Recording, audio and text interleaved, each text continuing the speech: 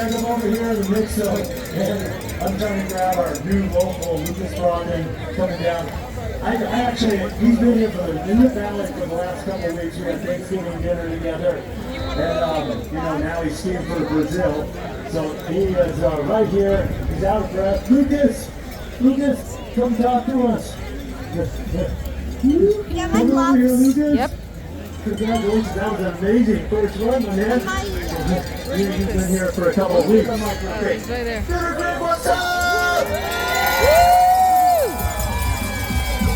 Oh, thank you for all the love. That was amazing to see in front of you guys. Can't wait for second round already. Man, you guys drink and dance for me and I'll ski for you, alright? You gotta love it.